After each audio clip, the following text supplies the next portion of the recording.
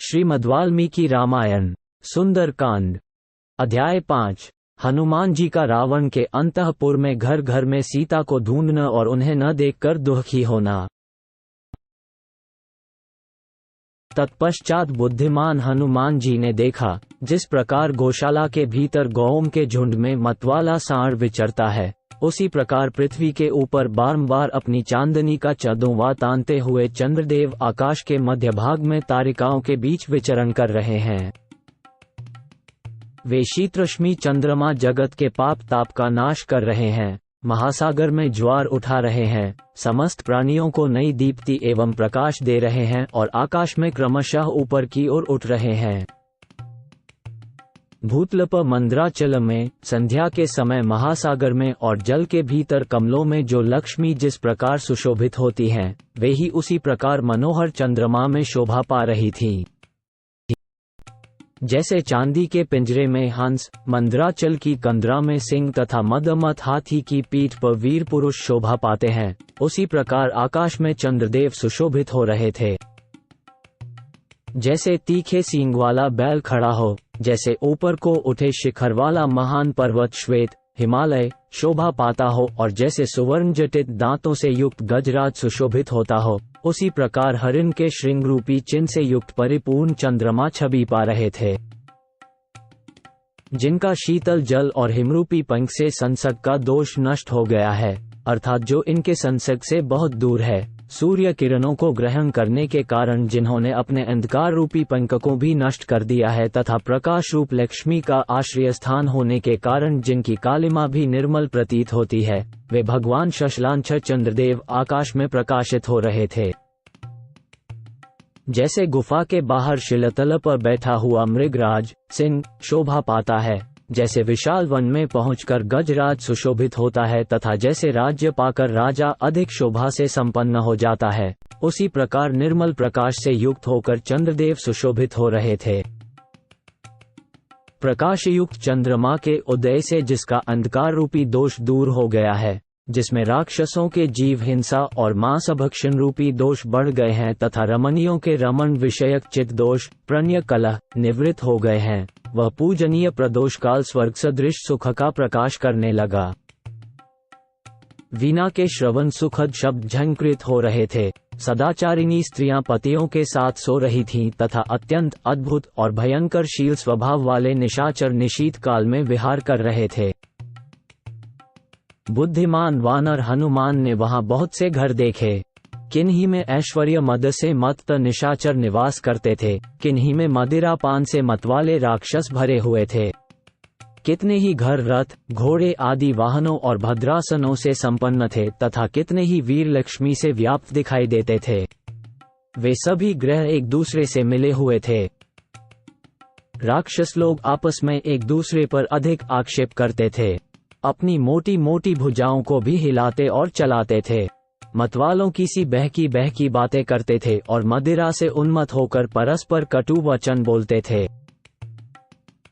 इतना ही नहीं, वे मतवाले राक्षस अपनी छाती भी पीटते थे, अपने हाथ आदि अंगों को अपनी प्यारी पत्नियों पर रख देते थे, सुंदर रूप वाले चित्रों का निर्माण करते थे और अपने सुदृढ़ धनुषों को कान तक खींचा करते थे।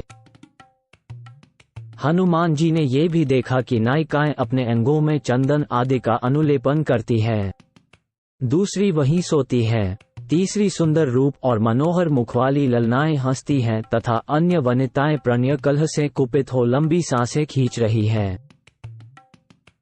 चिघाड़ते हुए महान गजराजों, अत्यंत सम्मानित श्रेष्ठ सभासदों तथा लंबी सांसें छोड़ने वाले वीरों के कारण वह लंकापुरी फुफकारते हुए सर्पों से युक्त सरोवरों के समान शोभा पा रही थी। हनुमान जी ने उस पुरी में बहुत से उत्कृष्ट बुद्धि वाले, सुंदर बोलने वाले, सम्यक श्रद्धा रखने वाले, अनेक प्रकार के रूप रंग वाले और मनोहर नाम धारण करने वाले विश्वविख्यात राक्षस देखे। वे सुंदर रूप वाले, नाना प्रकार के गुणों से संपन्न, अपने गुणों के अनुरूप व्यवहार करने वाले और तेजस्वी थे। उन्हें देखकर हनुमान जी बड़े प्रसन्न हुए। उन्होंने बहुतेरे राक्षसों को सुंदर रूप से संपन्न देखा और कोई कोई उन्हें बड़े कुरूप दिखाई दिए। तदनंतर वहां उन्होंने सुंदर वस्त्राभूषण धारण करने के योग्य सुंदरी राक्षस रमणियों को देखा, जिनका भाव अत्यंत विशुद्ध था। वे बड़ी प्रभावशालिनी थीं। उनका मन प्रियतम में तथा मधुपान में आसक्त था। वे तारिकाओं की भांति कांतमती और सुंदर स्वभाव वाली थीं। हनुमान जी की दृष्टि में कुछ ऐसी स्त्रियां भी आईं, जो अपने रूप सौंदर्य से प्रकाशित हो रही थीं। वे बड़ी लजीली थीं और आधी रात के समय अपने प्रियतम के आलिंगन पाश में इस प्रकार बंधी हुई थीं जैसे पक्षिणी पक्षी के द्वारा आलिंगित होती है। वे सब के सब आनंद में मग्न थीं। दूसरी बहुत सी स्त्रियां महलों की छतों पर बैठी थीं। वे पति की सेवा में तत्पर रहने वाली, धर्मप्रायणा, विवाहिता और कामभावना से भावित थीं। हनुमान जी ने उन सबको अपने प्रियतम के अंक में सुखपूर्वक बैठी देखा। कितनी ही कामिनियां सुवर्ण रेखा के समान कांतिमती दिखाई देती थीं। उन्होंने अपनी ओढ़नी उतार दी थी। कितनी ही उत्तम वनिताएं तपाए हुए सुवर्ण के समान रंग वाली थीं तथा कितनी ही पतिवियोगिनी बालाएं चंद्रमा के समान श्वेत वर्ण की दिखाई देती थीं। उनकी अंगकांति बड़ी ही सुंदर थी। तदनंतर वानरों के प्रमुख वीर हनुमान जी ने विभिन्न गृहों में ऐसी परम सुंदरी रमणियों का अवलोकन किया, जो मनोभिराम प्रियतम का संयोग पाकर अत्यंत प्रसन्न हो रही थी। फूलों के हार से विभूषित होने के कारण उनकी रमणीयता और भी बढ़ गई थी और वे सब की सब हर्ष से उत्फुल्ल दिखाई देती थीं। उन्होंने चंद्रमा के समान प्रकाशमान मुखों की पंक्तियां, सुंदर पलकों वाले तिरछे नेत्रों की पंक्तियां और चमचमाती हुई विद्युलेखाओं के समान आभूषणों की भी मनोहर पंक्तियां देखीं। किंतु जो परमात्मा के मानसिक संकल्प से धर्म मार्ग पर स्थिर रहने वाले राजकुल में प्रकट हुई थीं, जिनका प्रादुर्भाव परम ऐश्वर्य की प्राप्ति कराने वाला है, जो परम सुंदर रूप में उत्पन्न हुई प्रफुल्लता के समान शोभा पाती थी, उन कृशार्गी सीता को उन्होंने वहां कहीं नहीं देखा था।